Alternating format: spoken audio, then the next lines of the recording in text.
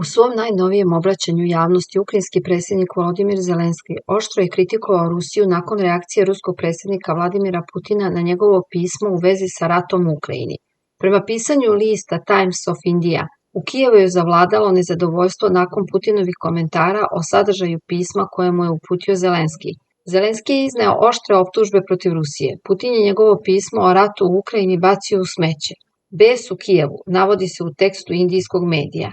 Ruski predsjednik je ranije izjavio da pismo ukrajinskog lidera sadrži, kako je rekao, elemente grubosti, dodajući da ga je samo kratko pregledao. Njegove reči izazvali su burne reakcije u ukrajinskoj javnosti i dodatno pojačale tenzije između Moskve i Kijeva. Najnovija razmjena poruka dolazi u trenutku kada su odnosi u dve zemlje na jedno od najnižih nivoa od početka sukoba, a diplomatski kontakti gotovo potpuno zamrznuti.